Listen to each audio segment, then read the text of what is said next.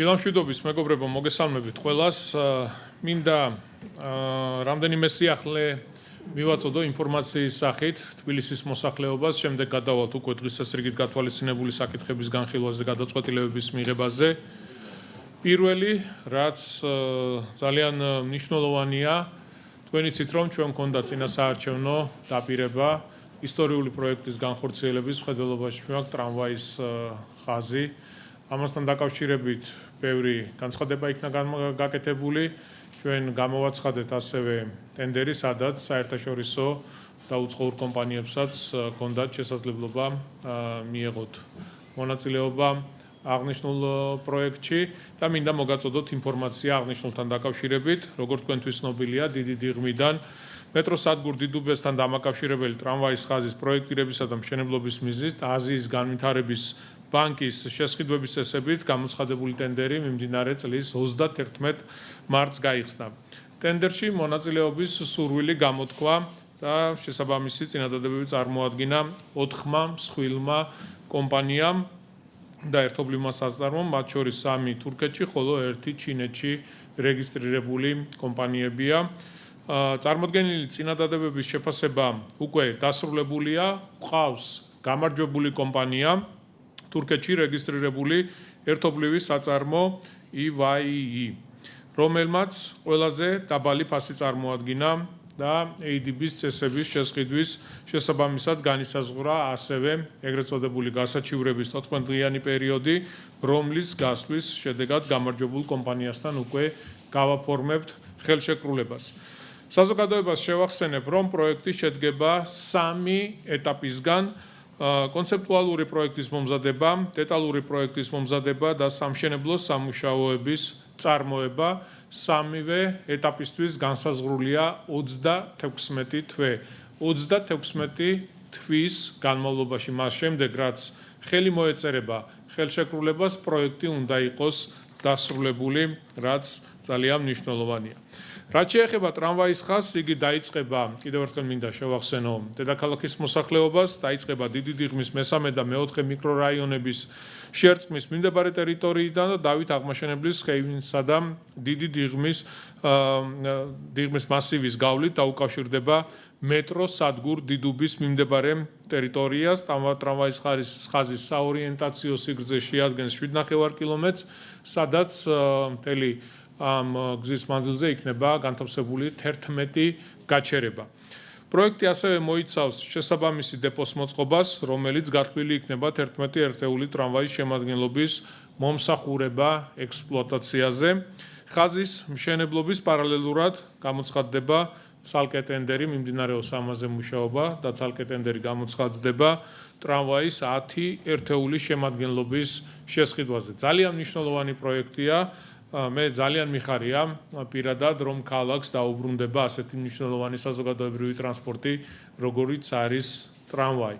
და იმედი მაქვს, ეს არ იქნება პირველი და ბოლო პროექტი, რომელსაც საქართველოს ხელისუფლება, დედაქალაქის მთავრობა განახორციელებს. მინდა მადლობა გადაუხადო ყველა იმ ადამიანს, ვინც ჩართული იყო პროექტის მომზადებაში, ვინც იშრომა, ვიცემერით დაწყებული, დამთავრებული თითოეულ რიგით თანამშრომლამდე. მართლა ძალიან მნიშვნელოვანია ჩვენი ქალაქისთვის ამ პროექტის განხორციელება და ეტაპობრივად საზოგადოებას, რა თქმა უნდა, მივაწვდით დეტალურ ინფორმაციას აღნიშნულ სამუშაოებთან დაკავშირებით.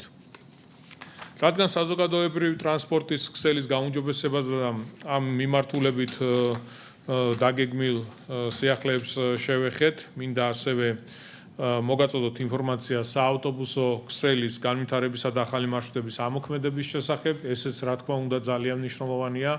მე ბევრჯერ მithქვამს, რომ ჩვენ ყოველდღიურ რეჟიმში ვაკვირდებით საზოგადოებრივი ტრანსპორტის მოძრაობას, გადაადგილებას, სად გვაქვს სირთულეები, რომელი კონკრეტული რაიონი, კონკრეტული უბანი, რომელი მარშრუტ ჭირდება გაუმჯობესება, დამატება, ხელშეწყობა და ასე შემდეგ. თბილისის მერიის ტრანსპორტისა და ურბანული განვითარების სააგენტო განაგრძობს საზოგადოებრივი ტრანსპორტის მარშრუტების ოპტიმიზაციას. მე მინდა მოგაწოდოთ ინფორმაცია გადაწყვეტილებებთან დაკავშირებით. ესე იგი, ნომერ 350 4 მარშრუტს, რომელიც მგზავრებს ზემო პონიჭალიდან ორთაჭალის გავლით ბარათაშვილის ქუჩის მიმართულებით ემსახურება აღნიშნულ მარშრუტს 6.12 მეტრიანი ავტობუსი დაემატა. ასევე მარშრუტი კოტე-აფხაზის ქუჩიდან გაგრძელდა სადგურის მოედნამდე, რუსთაველის გამზირის მარჯანიშვილის ქუჩის, დავით აღმაშენებისა და თამარ მეფის გამზირების გავლით. აღნიშნული ცვლილება მნიშვნელოვანია ადგილობრივი მოსახლეობისთვის, რათა ისინი ზემო პონიჭალიდან სადგურის მოედნის ცენტრალურ კვანძს მარტივად და კომფორტულად დაუკავშირდნენ. უფრო მეტი მგზავრის გადაყვანა შეგვეძლება, მოცდის დროს, რა თქმა უნდა, შემცირებული იქნება და ეს ძალიან მნიშვნელოვანია. იმისთვის, რომ საზოგადოებრივი ტრანსპორტით გადაადგილება მგზავრებმა უფრო სწრაფად შეძლონ, მგზავრები სხვადასხვა უბნის მარშრუტებზეც იგეგმებათ. მე საუბრის დასაწყისში გითხარით, რომ ჩვენ ყოველდღიურად ვაკვირდებით თუ როგორ მიმდინარეობს პროცესები, რა გამოწვევებია, რა ცვლილებებია საჭირო და შესაბამისად ვიღებთ გადაწყვეტილებებს. რადგან ჩვენ საუბრობთ ჩვენ სატრანსპორტო პოლიტიკაზე, მინდა ასევე ინფორმაცია მოგაწოდოთ გლდანის რაიონში მეტრო სადგურ სარაჯიშვილსა და მინდელის სახელობის ეგრეთ წოდებული შეშელიძის ხიდიდან მიმდებარე საავტობუსო ზოლი მოეწყო, ასევე გარკვეული მიმართულებებით მოძრაობის წესები შეიცვალა. გარკვეული გამოხმაურებები მოყვა აღნიშნულ გადაწყვეტილებას სოციალურ ქსელში, რა თქმა უნდა, ჩვენმა შესაბამისმა სამსახურმაც ადგილზე ისაუბრა აღნიშნულ გადაწყვეტილებასთან დაკავშირებით, საზოგადოებას მიაწოდა ინფორმაცია. გადაადგილების ახალი სქემა საზოგადოებრივი ტრანსპორტის მომსახურების გაუმჯობესებისა და საგზაო უსაფრთხოების დაცვის მიზნით დაწესდა, რა თქმა უნდა, ძღოლებს გარკვეული დრო დაჭირდებათ იმისთვის, რომ მოხდეს ადაპტაცია, თუმცა პარალელურ რეჟიმში ჩვენ ყოველდღიურად ვაკვირდებით ნაკადებს, ყოველდღიურად ვაკვირდებით თუ როგორ მიმდინარეობს ამ ცვლილებების შედეგად მიღებული პროცესი და რა თქმა უნდა ვიღებთ შესაბამის გადაწყვეტილებას. აღსანიშნავია შემდეგი გარემოებები, მას შემდეგ, რაც ეგრეთ წოდებული ბასლაინი დაიხაზა, მნიშვნელოვნად გაუმჯობესდა მუნიციპალური ტრანსპორტის გადაადგილება.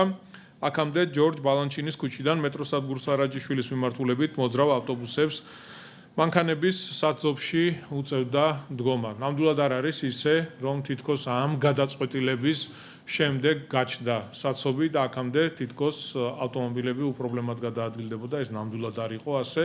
საცობი იყო, რაც უდიდეს პრობლემას წარმოადგენდა საზოგადოებრივი ტრანსპორტისთვის. დიდ დიღომში მცხოვრები ადამიანები უდიდეს პრობლემას ხვდებოდნენ, როდესაც ისინი იყენებდნენ საზოგადოებრივ ტრანსპორტს. რეალურად ძალიან დიდი დროის დახარჯვა უწევდათ სარაჯიშვილის მეტრომდე მისასვლელად.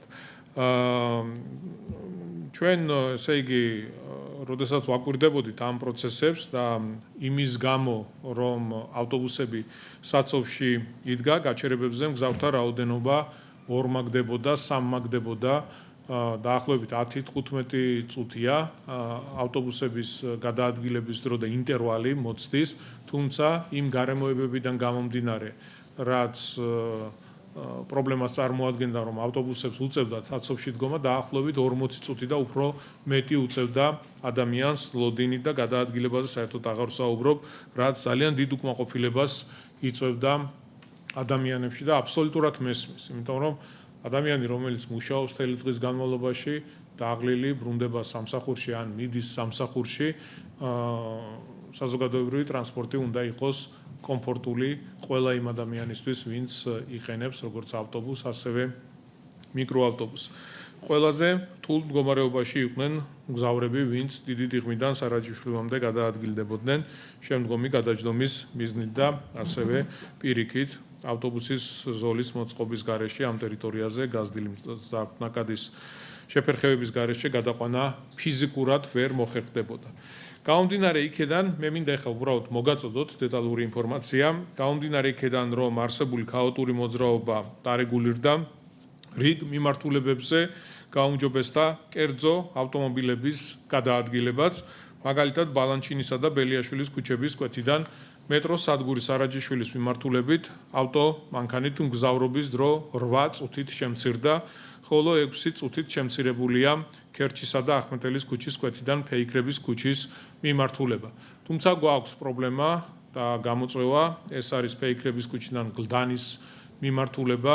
ჩვენ არ ვფიქრობთ, რომ ვერიდებით პრობლემებზე საუბარს, არ გვეშინია ამის, იმიტომ რომ როგორც გითხარით, ყოველდღიურ რეჟიმში ვაკვირდებით ყველა მიმართულებით გადაადგილებას, მოძრაობას და როგორც გითხარით, ფეიქრების და გლდანის მიმართულებით დღეს გვაქვს პრობლემები, გამოწვევები, თუმცა ჩვენი შესაბამისი სამსახურები მუშაობს აბსოლუტურად ყველა მიმართულებით, რომ სიტუაცია იქნეს დარეგულირებული და უახლოეს მომავალში იქნება კონკრეტული გადაწყვეტილებები მიღებული იმისთვის, რომ აღნიშნული მიმართულებით გადაადგილებაც იქნეს ყველანაირად მოწესრიგებული და პრობლემა მოგვარებული.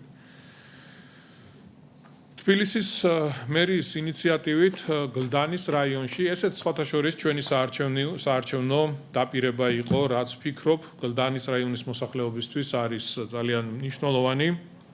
საუბარი მაქვს თიანეთის გზატკეცილის ნომერ 37-ში არსებული მიწის ნაკვეთი, სადაც იყო ამერის სტადიონი, რომელიც გაუბედურებული, განადგურებული ინფრასტრუქტურა, ძალიან მძიმე მდგომარეობაში და ჩვენი დაპირება იყო ადგილობრივი მოსახლეობისთვის, რომ აქ მოეწყობოდა თანამედროვე საფეხბურთო ცენტრი.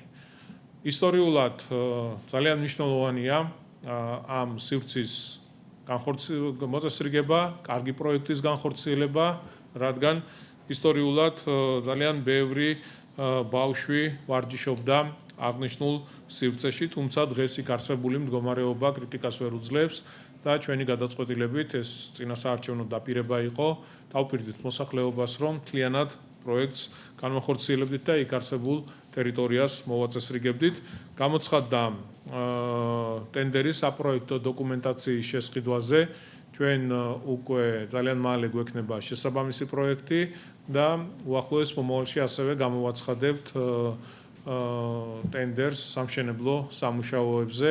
პროექტის ფარგლებში გათვალისწინებულია 11-11-ზე FIFA სტანდარტის 2 მოედნის სრული რეაბილიტაცია, არსებული ტერიტორიის მთლიანად განახლება, 7-7-ზე არსებული სტადიონის რეაბილიტაცია, მოედნების დატვირთვიდან გამომდინარე მიმდებარე ტერიტორიაზე აშენდება შენობა, რომელშიც მოეწყობა გასახდელები, საპირფარეშოები, საშხაპეები, სასაწყობე ფართები, ადმინისტრაციული ოთახები და ყველა საჭირო სივრცე, რაც განაპირობებს საფეხბურთო ცენტრის შეუფერხებელ ფუნქციონირებას. მე ძალიან მიხარია, რადგან კიდევ ერთხელ ვიმეორებ, გლდანის რაიონისთვის და საფეხბურთო სამყაროსთვის აღნიშნული პროექტის განხორციელება არის ძალიან მნიშვნელოვანი. გაძლევთ პირობას, რომ ამერის საფეხბურთო ცენტრი დაიბრუნებს თავის დიდებას და იქნება ერთ-ერთი საუკეთესო სივრცე. ჩვენ გვაქვს იმის მაგალითები, ფეხბურთის ფედერაციასთან ერთად ბევრი საინტერესო პროექტი განვახორციელეთ, იგივე ავაზას საფეხბურთო ცენტრი, რომელიც წინა ხელისუფლების პირობებში იყო გასხვისებული და მიცემული იყო იმისთვის, რომ იქ სამშენებლო სამუშაოები განხორციელებულიყო, თუმცა აღნიშნული სივრცე დაუბრუნდა მუნიციპალიტეტს, მოხდა ადგილმონაცვლეობა და დღეს იქ არის გაკეთებული საუკეთესო სპორტული სივრცე იმისთვის, რომ ბავშვებმა, ჩვენმა შვილებმა და მომავალმა თაობებმა ივარჯიშოს. იგივე იქნება ამერის სტადიონზე, მთლიანად მოწესრიგებული და განახლებული ინფრასტრუქტურით ძალიან მალე უკვე საზოგადოებას მივაწვდით ინფორმაციას შესაბამის სამუშაოებთან დაკავშირებით. მინდა ერთ ძალიან მნიშვნელოვან ინფრასტრუქტურულ სამუშაოებთან დაკავშირებით მოგაწოდოთ ინფორმაცია. ვაკის რაიონში ახალ დაბისკენ მიმავალ გზაზე ფერდის გამაგრების მასშტაბური სამუშაოები იწყება, რომლის მიზანი გზის უსაფრთხოების უზრუნველყოფა, მეწყერსაშიში პროცესების პრევენცია და ადგილობრივი მოსახლეობის უსაფრთხო გადაადგილება. ჩვენ დედაქალაქის მასშტაბით ვაკვირდებით ყველა იმ საშიშ ადგილს, მეწყერსაშიშ ადგილს და შესაბამისად ვიღებთ გადაწყვეტილებებს, რომ მოხდეს პრევენციული ღონისძიებების გატარება, შესაბამისი პროექტების განხორციელება. აღნიშნული პროექტის ფარგლებში მეწყერსაფერდის საინჟინრო საპრევენციო ღონისძიებები განხორციელდება, სამუშაოები 13000 კვადრატულ მეტრ ფართობზე შესრულდება, უსაფრთხოების უზრუნველსაყოფად აღნიშნულ მონაკვეთზე აშენდება ხიმინჯოვანი რკინა-ბეტონის საყრდენი კედლები, ასევე ფერდზე მოეწყობა 2060 ანკერი, დამონტაჟდება ფოლადის გალვანიზებული ბადე, ბაგირი შესაბამისი, რაც აღმოფხვრვის ქანების ჩამოშლისა და მეწყრული პროცესების განვითარების რისკს. გათვალისწინებულია ასევე სანიაღვრე არხის მოწყობას, რომელიც ზედაპირული წყლების მოცილებისთვის ძალიან მნიშვნელოვანია და ფერდის მგრადობას კიდევ უფრო გააძლიერებს. სამუშაოების დასრულების ეტაპზე ჩატარდება უკვე შესაბამისი საგზაო სამუშაოები, გაკეთდება ყველაფერი იმისთვის, რაც საჭიროა, რომ ავტომობილებმა უსაფრთხოდ შეძლონ გადაადგილება, დაიგება ასფალტის ახალი საფარი, დამონტაჟდება თანამედროვე ლითონის ზღუდარები და სრულად მოწესრიგდება საგზაო ინფრასტრუქტურა. ფერდის გამაგრების სამუშაოები უახლოეს დღეებში დაიწყება. პროექტ თბილისის მერიის ინფრასტრუქტურის განვითარების საქალაქო სამსახური 8 თვის ვადაში განახორციელებს. ძალიან მნიშვნელოვანი პროექტია, ჩვენ საზოგადოებას ეტაპობრივად მივაწვდით ინფორმაციას აღნიშნულ სამუშაოებთან დაკავშირებით. ეს იყო მეგობრებო, რის თქმაც მინდოდა, ახლა შეგვიძლია გადავიდეთ დღის წესრიგით გათვალისწინებული საკითხების განხილვას.